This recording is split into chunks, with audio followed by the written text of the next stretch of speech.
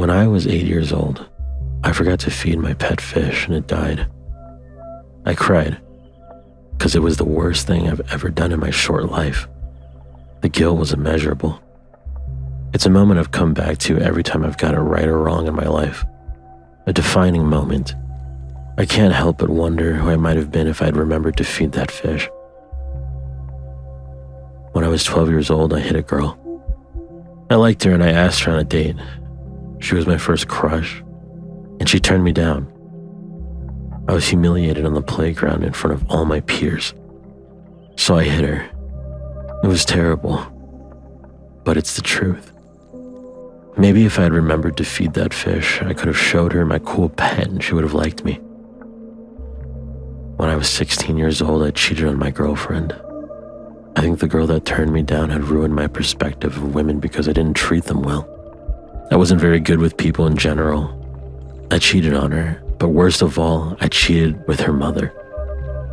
I'd never seen someone quite as broken as she was when she found us.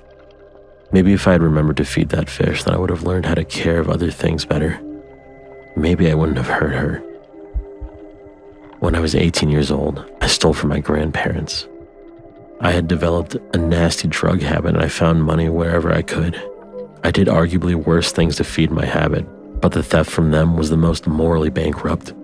I felt guilt, but in the throes of my addiction, I had no restraint. Maybe if I had remembered to feed that fish, I would have had a different hobby. Maybe I could have occupied my time with home aquariums instead of drugs. When I was 25 years old, I met my wife. Her name was Rosa, and we met in recovery. She pulled all the darkness out of my life. Even though we had both been to the most hopeless places, finding each other was a beacon of light. She was the first woman that I truly cared for. I'd never quite felt anything like it. Maybe if I had remembered to feed that fish, I wouldn't have ever met Rosa. Maybe keeping it alive would have been the real tragedy. When I was 27, I got married and we had our first child, a boy named Freddie. I'd always imagined my life going to shit, but instead I was living a beautifully mundane existence. We brought Freddie home from the hospital. He cried and cried. He kept us up for days. I fed him, held him, rocked him, and barely let him out of my sight for even a second. My son became my world, and I didn't want him to go without anything he needed. Maybe if I remembered to feed that fish, I would have never learned the consequences of neglect. Maybe I would have been a terrible dad. When I was 28 years old, Rosa bore our second child, a girl we named Amelia. She was beautiful, just like my wife. I felt like Amelia sucked all the life out of Rosa because soon my soulmate was a shell of herself. Wiped out, empty, all the vitality gone. She wasn't a person that I recognized, and my daughter became a source of resentment. I could swear in my family that Amelia was amused by her mother's despair. Even as a newborn, she was only calm when her mother wept. I tried to love Amelia like I did Freddie. It just wasn't possible.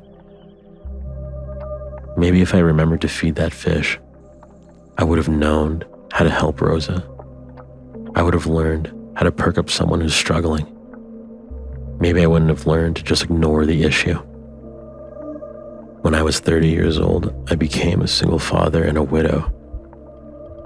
Rosa couldn't bear the pain anymore and took her own life. I hate to admit it, but I found it selfish.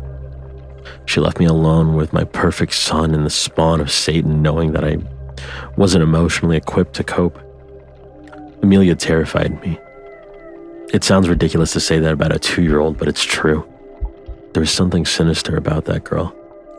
She didn't mourn her mother in any capacity. She never asked for her or cried for her like her brother did. In fact, she never really cried at all after Rose's death. I started drinking again, but the drink was a big enough threat to my sobriety. I became a useless father. Maybe if I remembered to feed that fish, I would have learned a lesson about commitment, about not giving up on those who depend on you.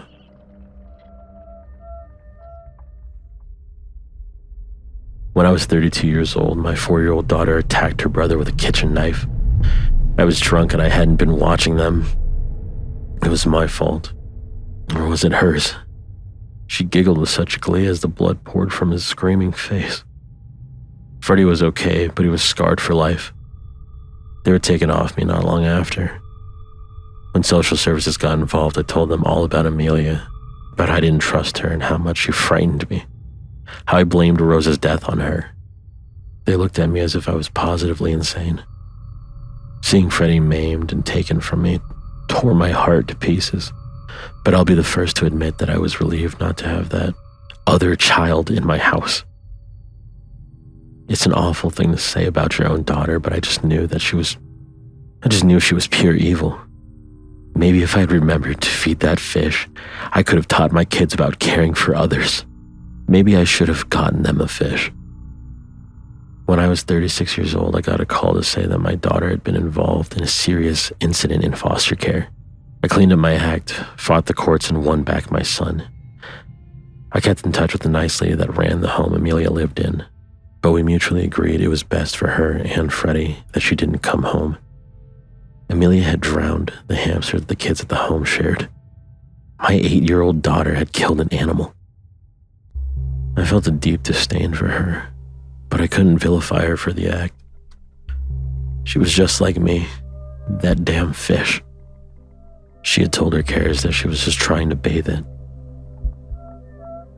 The nice lady was naive, but I could hear in her voice that she wasn't convinced by Amelia's story.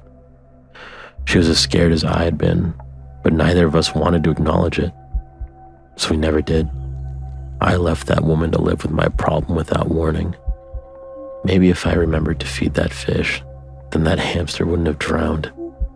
Maybe my whole family would be stood around a beautiful aquarium, pointing at their favorites. Maybe Rosa would still be alive. When I was 39 years old, I got a call to say that Amelia had run away from the foster home after attacking another child. The attack was serious enough that the police were searching for her.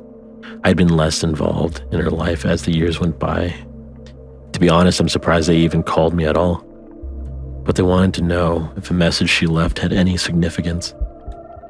It did, but I wasn't even sure where to begin, so I kept quiet. Amelia had pinned down a younger child and carved a drawing into their back before jumping from a second-floor window to escape. Maybe if I remembered to feed that fish, then that poor child wouldn't have to live with a crudely drawn fish on their back. When I was 40 years old, I accepted that my life was over. Amelia was coming for me, and it was only a matter of time. I sent my previous son to live with his grandmother, Rosa's mother. All that time spent fighting for him, and then I was sending him away. It was for the best. I could see the resentment in his eyes. A paranoid, recovering addict dad who couldn't handle his baby sister. A dad who allowed him to be disfigured. I understood why he was so willing to go. Waiting for her to show up had been all-consuming. I pulled him out of school, installed more deadlocks than I could count, quizzed him every day on strangers he'd seen or noises he'd heard. When he left with his suitcase, I could breathe. He would be safe. Maybe if I remembered to feed that fish, then it wouldn't be coming back to haunt me. It wouldn't have ruined my entire life. But it was just a fish, and I was just a kid. I didn't understand the impact of my actions. It wasn't fucking fair. I'm 42 years old now. The police have stopped looking for my daughter. They say that they haven't, but they have. An 11-year-old girl exposed to the elements wasn't expected to last long. I might have forgotten about the fish, but I wasn't stupid. She'd be 14 now. They all presume her dead. Common sense would implore anyone to feel the same. What a tragedy. A young life plagued with mental disturbance and misery. A dead mother, violent outbursts, and a useless dad, ending in a cold death in nature. Or worse, picked up by someone utterly reprehensible. I know differently. My daughter isn't mentally disturbed at all. She was born evil. I'd often wondered if it was because of that damn fish. Was a higher power punishing me for my cruelty? Was there something bigger than all of us at play? Or was she just a senseless horror that I was unlucky enough to unleash on the world? Either way, I know that she isn't dead. I can feel her, and she's getting closer. It's been years now, and she's bided her time. I can only assume it was to inflict maximum suffering on me, but I think that's finally coming to an end. Yesterday, I got a folded up piece of paper through my letterbox. It was a child's drawing. It wasn't as sophisticated as you'd expect of a 14-year-old to produce, but she'd been living in the elements for quite some time without further education, so it's hardly surprising. I wish the subject matter had been surprising. I wish it had shocked me and been something different, but it wasn't. That damn fish had been haunting me my entire life, and there it was in blue crayon in a bowl, just like the one I'd kept the real one in. It summed up everything that had gone wrong in my life. Every single pain-filled moment came down to that fucking fish. I've tried to come up with other reasons. Tried desperately to make sense of all the fuck-ups, but I can't. Rosa, Freddie, the foster kid. Fuck knows how many more lives destroyed over an 8-year-old's poor attention span. So while I wait for my daughter to come and slaughter me, I spend my time downing vodka on my kitchen floor, reading her poorly scrawled words over and over. To Daddy, don't forget to feed the fish. From Amelia.